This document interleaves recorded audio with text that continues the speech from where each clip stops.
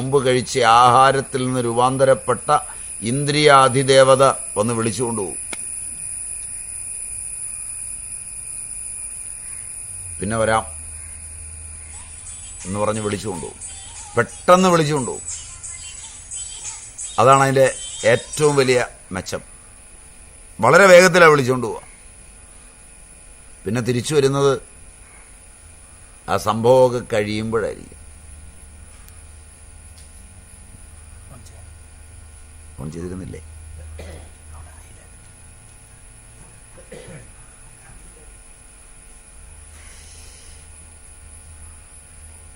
ഇത് വേണമെന്നില്ലെന്ന് തോന്നൂല്ലേ? അങ്ങോരെ കേൾക്കാമെന്ന് തോന്നുന്നു. അയൽവക്കംകാർ കൂടെ കേൾക്കാമെന്ന് തോന്നുന്നു. അതുകൊണ്ട് വിശുദ്ധസത്വനായി ഗുരുപദേശത്താൽ മോക്ഷത്തിലേക്ക് വരിക. എന്താണ് ആ മോക്ഷം? അതാണ് അഷ്ടാവക്രനിലൂടെ കേട്ടറിയേണ്ടത്. മോക്ഷോ വിഷയവൈരസ്യം ബന്ധോ വൈഷയികോരസഃ ഏതാവദേവ വിജ്ഞാനം യഥേച്ഛസി തഥാ കുരു. മോക്ഷോ വിഷയവൈരസ്യം ബന്ധോ വൈഷയികോരസഃ ഏതാവദേവ വിജ്ഞാനം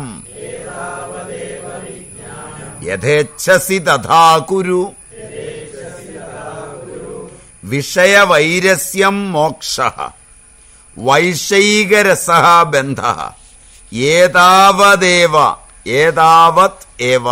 വിജ്ഞാനം യഥാ ത്വമിച്ഛസി തഥാ കുരു. വിഷയവൈരസ്യം മോക്ഷഃ. പഞ്ചേന്ദ്രിയ വിഷയങ്ങളിൽ ഉണ്ടാകുന്ന വിരസത, വൈരാഗ്യം, അതിൻ്റെ ഉറപ്പ്, സുഖമില്ല, വിരസമാണ് പഞ്ചേന്ദ്രിയ വിഷയങ്ങളെന്ന ശ്രദ്ധ, അത് മോക്ഷമാണ്. അല്ലാതെ പഞ്ചേന്ദ്രിയങ്ങളെ വിഷയങ്ങളിൽ നിന്ന് പിൻവലിച്ചു നിർത്തലല്ല. നിർബന്ധപൂർവം പിൻവലിച്ചാൽ വിഷയത്തെ മനസ്സ് ഇന്ദ്രിയങ്ങൾക്ക് സൃഷ്ടിച്ചു കൊടുക്കും.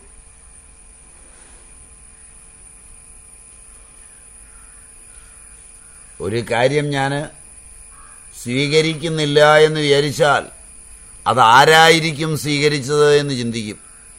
ശരിയാണോ? ഇല്ല. അയാളിപ്പോൾ എങ്ങനെയാണ് അതും കൊണ്ട് നടക്കുന്നതെന്ന് ചിന്തിക്കും. അതെവിടെയാ വെച്ചതെന്ന് ചിന്തിക്കും. വിഷയം നമ്മുടെ ഒന്നും ആകണ്ട, നമുക്ക് വെച്ച് നീട്ടിയാൽ മതി. ഇത് ഞങ്ങളോടൊക്കെ പരിചയപ്പെട്ടാൽ മനസ്സിലാവും. ഒരാഴ്ച എൻ്റെ കൂടെ നടന്നാൽ മതി, എന്നെ പരിചയപ്പെട്ടാൽ മതി. ഈ ലോകത്തിലെ ഉത്തമന്മാരായ ആളുകൾക്ക് നൽകിയതൊക്കെ എനിക്ക് ഓരോരുത്തർ വെച്ച് നീട്ടിയതാണ്. ഞാനതൊക്കെ നിസ്സാരമായിട്ട് വേണ്ടെന്ന് പറഞ്ഞത് കൊണ്ടാണ് അവർക്ക് കൊടുത്തത്. മനസ്സിലായില്ല? ഇന്ന് ഈ ലോകത്ത് ഒരുപാട് സമ്പാദിച്ചു കൂട്ടിയവരും ഒരുപാട് കാര്യങ്ങളെ ചെയ്തവരുമായ ഉത്തമരായ സന്യാസിമാരോ ഉത്തമന്മാരെന്ന് ലോകം കണക്കാക്കുന്ന സിദ്ധപുരുഷന്മാരോ ആയിട്ടുള്ളവർ ഈ ലോകത്തുണ്ടാക്കിയിരിക്കുന്നതൊക്കെ അവർക്ക് കൊടുക്കുന്നതിന് മുമ്പ് എന്നെ വെച്ച് നീട്ടിയതാണ്. മനസ്സിലായില്ല? എനിക്കിതൊക്കെ വേണ്ടെന്ന് തോന്നുന്നു. അപ്പോൾ ഇപ്പോഴും ഞാൻ എന്തുവാ പറഞ്ഞുകൊണ്ടിരിക്കുന്നത്? അതിലുള്ള ഇച്ഛ വെച്ചിട്ട് ത്യാഗത്തെ ഒരു കച്ചവടമാക്കാവുന്ന ഒരു ഇച്ഛയിലാണ് പറയുന്നത്. നമ്മുടെ ഗുരുക്കന്മാരെ പറ്റിയൊക്കെ നമ്മൾ പറയുന്ന എൻ്റെ ഗുരുവിന് കൊടുത്തത് അങ്ങേര് വേണ്ടെന്ന് പറഞ്ഞിട്ടാണ് മറ്റവനാ ചുമന്നുകൊണ്ട് കിടക്കുന്നത്. അതുകൊണ്ട് എൻ്റെ ഗുരുവിൻ്റെ ഒപ്പം വരികയില്ല. ഇങ്ങനെയുള്ള ഗുരുനിന്ദകന്മാർ ഭക്തന്മാർ ഒരുപാടുണ്ട്. മനസ്സിലായില്ല? ഇവനൊക്കെ ഗുരുഭക്തന്മാരാണെന്നാണ് ഭാവിച്ച് നടക്കുന്നത്. ബോധമില്ലാത്തതുകൊണ്ടാണ്. കെട്ടുകണക്ക് ഞാനിരിക്കുമ്പോഴല്ലേ കെട്ടുകണക്കിന് നോട്ടും കൊണ്ടൊരുത്തം വന്നു, പുറംകാലം കൊണ്ടൊരു അടി അടിച്ചു. എന്താ ഗുരു? ഉടനെ വേറൊരുത്തൻ അത് കണ്ട് കൂട്ടിക്കൊണ്ട് അവിടെ പോയി, അവിടെ കൊടുത്തു. അവിടെ ഇപ്പോൾ ഒരുപാട് കാര്യങ്ങളുണ്ട്. അസൂയ കൊണ്ടാണ്. ഇവിടെ 3-4 ഭാവമുണ്ട്. ഒന്ന് സംഭിന്നാലാപം, 2 അനൃതം, കെട്ടിച്ചമച്ച് പറയൽ, മഹത്വം കാണിക്കാൻ, 3 തനിക്ക് ആഗ്രഹമുള്ളതിനെ നിരാകരിക്കൽ.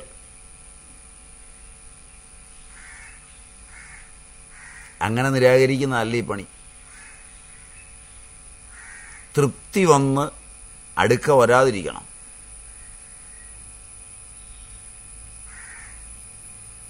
അടുക്കലെത്തുന്നുണ്ടെങ്കിൽ അതിനെ ആകർഷിച്ചിട്ടാണ് എത്തിയത്. മനസ്സിലായില്ല? എന്നിൽ നിന്നൊരാകർഷണമുണ്ടാകാതെ വസ്തുക്കൾ എന്നിലേക്ക് എത്തുകയില്ല. എത്തിയാൽ സാമാന്യ മര്യാദയിൽ ഉപയോഗിക്കാനും അതിനെ നിയന്ത്രിച്ചു കൊണ്ടുപോകാനും മര്യാദയ്ക്ക് ജീവിക്കാനും പഠിക്കണം.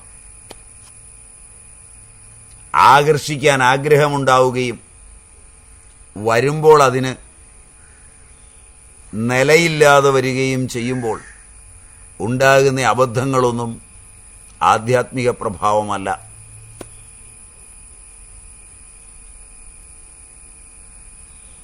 മനസ്സിലാകുന്നുണ്ടോയെന്നറിയില്ല.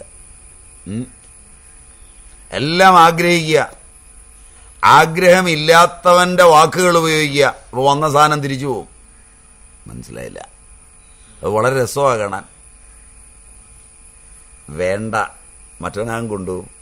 അവനിതൊന്ന് പറഞ്ഞു കിട്ടാനായിരിക്കുന്നത്. വേണ്ട എന്ന് പറഞ്ഞ് കൈനീട്ടുന്ന ഒരുപാട് ആളുകളുണ്ട്. കണ്ടിട്ടുണ്ടോ? ഇല്ല, കണ്ടിട്ടില്ല. വേണ്ടാതെ കിട്ടിയതാണെന്ന് കാണിക്കാനാണ്. വന്ന വഴി അത് പോവും. പോയി കഴിയുമ്പോഴേക്ക് രണ്ടുപേരും കൂടി വർത്തമാനം പറയും. വേണമെന്ന് പറയത്തില്ലായിരുന്നു അതെനിക്ക്, അത് കൊണ്ട തന്നപ്പോഴേക്ക് വേണ്ടാന്ന് പറഞ്ഞു. ഇനി ഇരുന്നോ. എങ്ങനെയാണ് ഇനി നാളത്തെ കാര്യം? ഞാൻ അങ്ങനെ വിചാരിച്ചോ? വേണ്ടെന്ന് പറഞ്ഞാൽ കുറച്ചുകൂടെ കൂടുതലിട്ട് തരുമെന്നാണ് വിചാരിച്ച്. അത് നമുക്കുള്ളതല്ല, അത് വേറെ ചില മിടുക്കന്മാർക്ക്. മനസ്സിലായില്ല? അവർ വേണമെന്ന് ആഗ്രഹിച്ച വസ്തുവല്ല വന്നിരിക്കുന്നത്, അവർ കൊടുത്ത വസ്തുവാണ് വന്നിരിക്കുന്നത്. അത് വേണ്ടെന്ന് പറഞ്ഞാലും അവിടെ വെച്ചിട്ട് പോവും. മനസ്സിലായില്ല? അത് കണ്ടുകൊണ്ട് വേണ്ടെന്ന് പറയരുത്. പിടികിട്ടില്ല? ഇവിടെയൊക്കെ വളരെ ശ്രദ്ധിക്കണം. അതുകൊണ്ട് പഞ്ചേന്ദ്രിയ വിഷയങ്ങളിൽ സുഖമില്ല എന്ന് ശ്രദ്ധ വരണം. ശാസ്ത്രം പഠിച്ചാൽ പോരാ. ശാസ്ത്രം പഠിച്ചാൽ ആദ്യം നോക്കുക, പഠിപ്പിച്ചവർക്കോ കൂടെ പഠിക്കുന്നവർക്കോ താൻ കാണുന്നവർക്കോ വിഷയങ്ങളിൽ വൈരാഗ്യം വന്നോന്നാണ് നോക്കുന്നത്. പിടികിട്ടില്ല? അത് അവസാനം കുപ്പിയിലാവും. സുഖമില്ല എന്ന് ഉറപ്പുണ്ടാകണം, അനുഭവം വരണം. അമ്മാതിരി ആളുകൾക്കുള്ളതാ മോക്ഷം. ഇന്ദ്രിയ വിഷയങ്ങളിൽ ഒന്നിൽ പോലും ശബ്ദം, സ്പർശം, രൂപം, രസം, ഗന്ധം സുഖമില്ല. ഇല്ലെന്നിങ്ങനെ പറഞ്ഞാൽ പോരാ, ഇല്ലെന്ന് ഉറയ്ക്കണം. സമയം എന്തായി? ആദ്യത്തെ സെഷന്റെ സമയം. അല്ലാതെ എനിക്ക് വിടരുത്, ക്ലാസിന്റെ സൗകര്യം പോലെയും വിടരുത്. അത് നിങ്ങളൊരു ടൈമിന് വെക്കണം.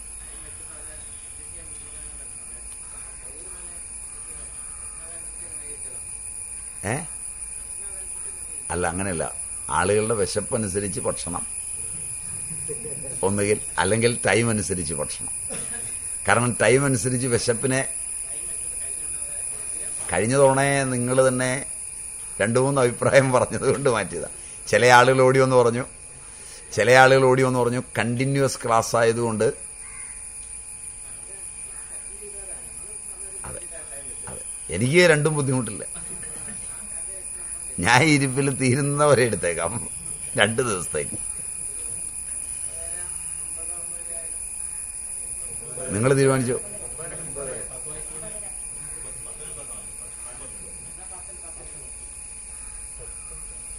10 വരെ പോകണ്ടെന്ന്, 10 വരെ പോകണമെന്ന് നിങ്ങൾ തീരുമാനിച്ചോ? 9:30. നിക്ക് അങ്ങനെ അങ്ങ് പോവാതെ തീരുമാനിച്ചിട്ട് 9:30. അപ്പോൾ അത് കഴിഞ്ഞ് കുഴപ്പമില്ല, നമുക്ക് ഇന്നത്തേക്ക് 9:45 നിർത്താം. നാളെ മുതലെന്ന് പറയാൻ ഇന്ന് നാളെയും കൂടെ ഉള്ളൂ. മറ്റന്നാൾ ചെറിയൊരു അസൗകര്യം വന്ന് തലയിൽ കയറിയിരിക്കുകയാണ്. നിങ്ങളോട് ആദ്യം തന്നെ അതിന് മാപ്പ് ചോദിക്കുന്നു. കാരണം കേരളത്തിലെ പ്രമുഖമായൊരു സ്ഥാപനത്തിൻ്റെ ഹെഡും പ്രമുഖനായൊരു ആചാര്യനുമായ മുനിനാരായണ പ്രസാദിൻ്റെ ഒരു ജയന്തി ദിനാഘോഷമാണ്. അപ്പം അതിൽ പങ്കെടുക്കണമെന്ന് പറഞ്ഞ് സംഘാടകരെ തന്നെ വിളിച്ചു പറഞ്ഞിട്ടുണ്ടെന്നാണ് എനിക്ക് തോന്നുന്നത്. ശരിയാണ്? വിളിച്ചു പറഞ്ഞിട്ടുണ്ട്. ഇന്നാണ് വിളിച്ചു പറഞ്ഞിട്ടുള്ളത്. നോട്ടീസിലൊക്കെ പേര് വെച്ചിട്ടുണ്ട്. എറണാകുളം. 5-10 മിനിറ്റിൻ്റെ ഏർപ്പാടാണ്. കാര്യം പറയുമ്പോൾ 5-10 മിനിറ്റിൻ്റെ കാര്യമാണ്. എങ്കിലും സാമാജിക മര്യാദയിൽ പേര് വെച്ച നിലയ്ക്ക് പോയി അനുവർത്തിക്കണം. ഞാൻ അനുമതി കൊടുത്തിട്ട് പേര് വെച്ചതല്ല എന്ന് എൻ്റെ കൂടെ ഉണ്ടായിരുന്നവർക്ക് അറിയാം, 1-2 പേർക്ക് ഒന്ന് പറയുമ്പോൾ. പക്ഷേ എങ്കിലും അതൊരു മര്യാദ എന്നുള്ള നിലയിൽ അത് ഒന്ന്. പിന്നെ കഴിഞ്ഞ വർഷം അഭയം അതിൻ്റെ ജനറൽ ബോഡിയിൽ, ആനുവൽ ജനറൽ ബോഡിയിൽ ഒരു ക്ലാസ് പതിവായിട്ട് വെക്കാറുണ്ട്. ഒരല്പനേരത്തേക്കൊരു ഉപദേശം, കുറച്ച് നേരമേ ഉണ്ടാവുള്ളൂ. അത് കഴിഞ്ഞ വർഷം ഉണ്ടായിരുന്നു. അപ്പം അതിൻ്റെ സംഘാംഗങ്ങൾ അന്ന് തന്നെ പറഞ്ഞു, എവിടെയായിരുന്നാലും ഈ ദിവസം ഞങ്ങൾക്കൊന്നൊരു ഉപദേശം തന്നു പോകണമെന്ന് പറഞ്ഞു. അത് ഞായറാഴ്ച ഉച്ച കഴിഞ്ഞ് അവർ കേന്ദ്രീകരിച്ചിട്ടുണ്ട്. ഒന്നാമതെയും 5 ആഴ്ച വരുന്ന മാസത്തിലെ ഈ 3 ദിവസം ഫ്രീ ആണെന്നറിയാവുന്നതുകൊണ്ട് സ്വാതന്ത്ര്യമുള്ളവരെല്ലാം എടുത്ത് പെരുമാറുകയും ചെയ്യും. അപ്പം അത് ഒന്ന് ചാഞ്ഞും ചെരിഞ്ഞുമൊക്കെയാണ് അതിൽ കടന്നു പോകുന്നത്. അതുകൊണ്ട് നിങ്ങൾ 3 ദിവസത്തേക്ക് ക്ലാസ് എന്ന് പറഞ്ഞ് വീട്ടിൽ നിന്നൊക്കെ പോന്നിട്ടുണ്ട്. എന്തു പറ്റി 2 ദിവസം കഴിച്ച് തിരിച്ചെത്തുന്നത് എന്ന് ചോദിക്കാൻ വഴിയുണ്ട്.